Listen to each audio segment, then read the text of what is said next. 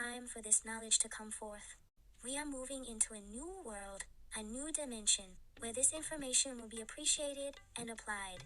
During my work, I have heard much about everything being composed of energy. The shape and form is only determined by the frequency and vibration. Energy never dies, it only changes. The earth is changing its vibration and frequency and preparing to rise into a new dimension.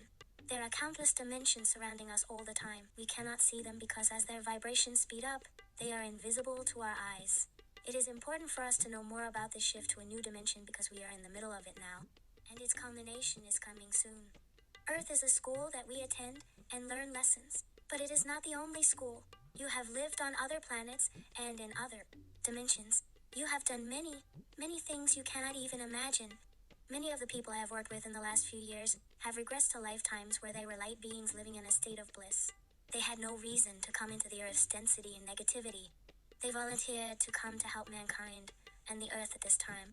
I have encountered what I consider to be 3 ways of these new souls who are living on Earth. They have come at this time because most of those people who have been here for lifetime after lifetime have become bogged down in karma and are not advancing. They have lost sight of their purpose of living on the Earth. In 1986, I wrote the book Keepers of the Garden, about a gentle soul that was experiencing his first life on Earth. He had always had lives on other planets and dimensions. Yet, in our first sessions, he described several apparent past lives on Earth. So I wondered what was going on.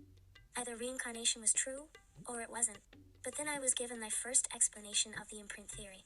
People who have lived on Earth through countless lifetimes have the memories of these experiences in their subconscious memory banks. Unknown to the conscious mind of the individual, these buried memories are essential to helping them steer their way through the morass of living as a human.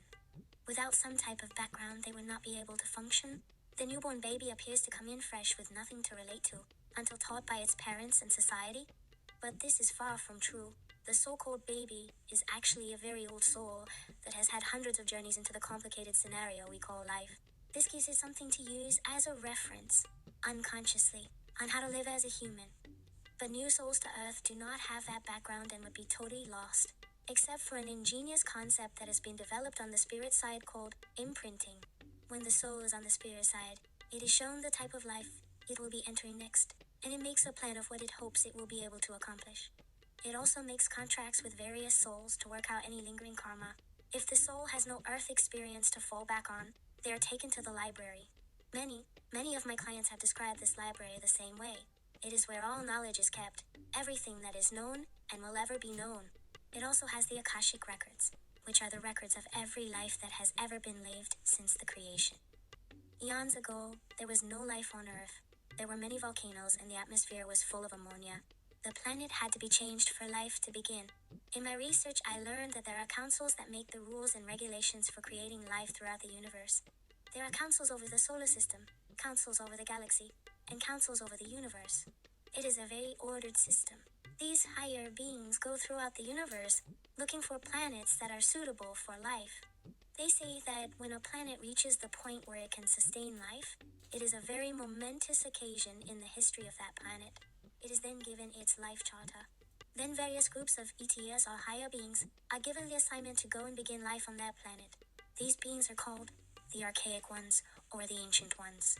They have been doing this since the beginning of time. This does not put God out of the picture at all. He is very much in the whole picture.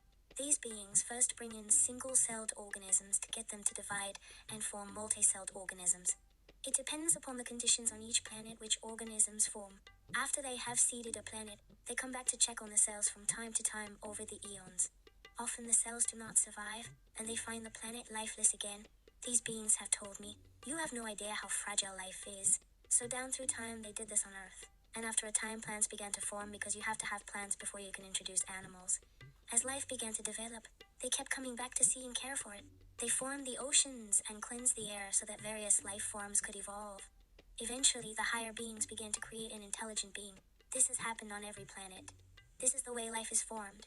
In my books, I have called these beings keepers of the garden because we are the garden. We are their children. The lost Garden of Eden. When an intelligent being was created on Earth, the Council decided to give us free will and see what we do with it. There are planets where there is no free will. The Star Trek directive of non-interference is very, very real. This is part of the Council's directives. They cannot interfere with the development of an intelligent species. They can help by teaching us and giving us knowledge, but they cannot interfere. I asked, wasn't it considered interference when they came and gave us the next thing we would need in our evolution? Fire, planting, etc. They said, no, it is a gift we give to you one time to help you in the next stage of your development. What you do with it is your free will. Many times, we have taken their gift and used it for something negative or destructive, which was not their intention. I said, then couldn't you come back and tell them they were not using it in the correct way? They said, no, that would be interference. We give it to you. What you do with it is your free will. We can only stand by and shake our heads in wonderment at the complexities of humans, but we cannot interfere. The only exception to this rule would be if we reach the stage of development that we could destroy the world. This could not be allowed because it would reverberate throughout the galaxies, disturbing too many planets and even life on other dimensions. You would not think that a small planet deliberately isolated in this part of our solar system would have that much impact. But they said the results would be extremely far-reaching and devastating. We were supposed to be a perfect species that would never get sick and could live as long as we wanted. Earth was supposed to be like a Garden of Eden, a perfect place, but something unexpected happened and changed the whole plan. When life was beginning to develop nicely, a meteorite hit the Earth, and it brought bacteria that caused disease. This was the first time disease was introduced to the Earth. When this happened, the beings overseeing Earth's evolution went back to the council. They asked what to do now that their perfect experiment was spoiled. There was great sadness. The question was whether to destroy everything and start over, or to allow life to continue to develop. The council decided to let it go ahead and evolve, because so much time and effort had been involved. They allowed it even though they knew, because of disease, that life on Earth would never be perfect as originally planned. These higher beings continued to observe our evolution from afar, but something happened in 1945 that really caught their attention. The explosion of the atomic bomb at the end of World War II. We were not supposed to have atomic power at that stage in our evolution. They knew we would not be able to control it, that we would use it for destruction. When atomic power was supposed to be introduced into our timeline, it was intended to be used for good. I said that we were using it for good, electricity and such as that. They explained that because it was first created as a weapon, it would always carry that negative aura and never have the great benefit it was supposed to have. We had just come through the horrible World War II, so they knew we would never be able to control something as powerful as atomic power. It was just human nature, and they were extremely worried that this could lead to destruction. During the development of the atomic bomb, the scientists didn't really know what they were experimenting with. It was an unknown element. They were told that they could conceivably ignite all of the hydrogen atoms in the atmosphere and cause a massive explosion that could destroy our world. But the scientists ignored this advice, and their curiosity kept them experimenting. All of this is told in my book, A Soul Remembers Hiroshima, where I did years of research on the development of the bomb. Also, after the war ended, there was much distrust among the countries that caused a buildup of nuclear stockpiles, so the worries of the higher beings were well-founded. We didn't know what we were playing with. It was an extremely dangerous and volatile time period. It was during this time, at the end of the 1940s and beginning of the 1950s, that UFO sightings began to be publicized. The higher beings went back to the council and asked what to do since they are not allowed to interfere with mankind's free will. That is when the council came up with what I think is a brilliant plan. They said, we cannot interfere from the outside, but what about if we help from the inside? It is not interfering when you ask for volunteers to come in and help. This is how the call was given throughout the universe for souls to come to help the Earth. The people on Earth have been caught in the cycle of reincarnation, on the wheel of karma, for hundreds and hundreds of lives, returning and making the same mistakes over and over again. We are supposed to be evolving, but we are not. This was the main reason Jesus and the other great prophets came to Earth, to teach people how to get off the wheel of karma, to help humanity to evolve. But we are still making the same mistakes over and over again, creating wars and so much violence. So the people on Earth were not going to be able to save the Earth. How could they help the Earth when they couldn't even help themselves? It needed pure souls who were not caught in the wheel of karma, who have never been to Earth before. In the last 5 years of my work, I have been finding more and more souls who have come directly from God and have never been in any type of physical body.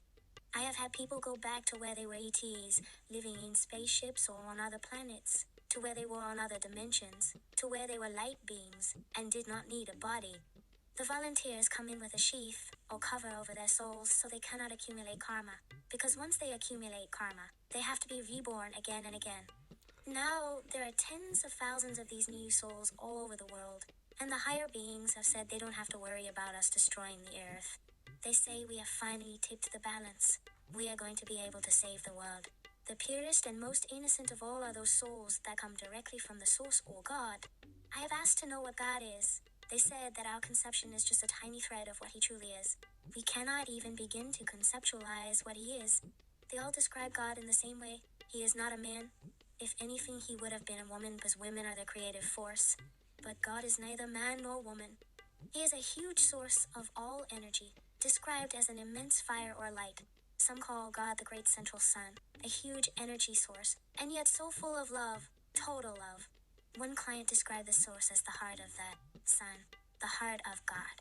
When the pure beings who have come directly from God go back to the source during the session, they do not want to leave. This is where we all began. We were originally one with this source. The souls who have come directly from God say that there is no separation. It is all one. I have asked, if you loved it so much, why did you leave? They all said the same thing. I heard the call. Earth is in trouble.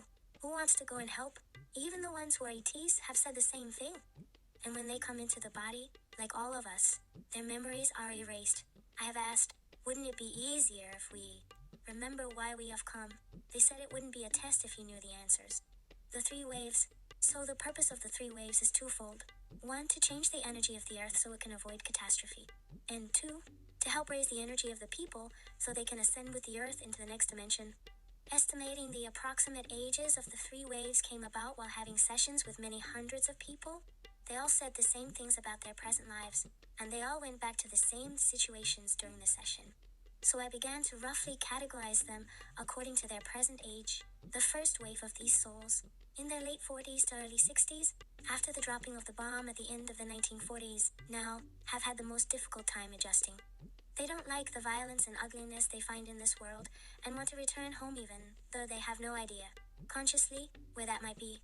Emotions disturb and even paralyze them, especially strong ones like anger and hate. They cannot handle being around people expressing them. These dramatically affect them, as though emotions are foreign to them. They are used to peace and love because that was what they experienced where they came from. Even though these people seem to have a good life, loving family and a good job, many of them try to commit suicide. There seems to be no logical reason, yet they are so unhappy they don't want to be here. The second wave are now in their late 20s and 30s. They are moving through life much more easily. They are generally focused on helping others, creating no karma, and normally going unnoticed. They have been described as antennas, beacons, generators, channels of energy. They have come in with a unique energy that greatly affects others. They don't have to do anything. They just have to be. I have been told that just by walking through a crowded mall or grocery store, their energy affects everyone they come in contact with. It is that strong, and of course, they do not realize this consciously. The paradox is that although they are supposed to be affecting people by their energy, they really don't feel comfortable being around people. So many of them stay home secluded to avoid mixing with others, even working from their homes, thus they are defeating their purpose. Many of the first and second wave do not want to have children. They unconsciously realize that children create karma, and they don't want to have anything tie them here. They just want to do their job and get out of here. Many of them do not marry, unless they are lucky enough to find another of their own kind. The third wave are the new children, many of whom are now in their teens. They have come in with all the knowledge needed.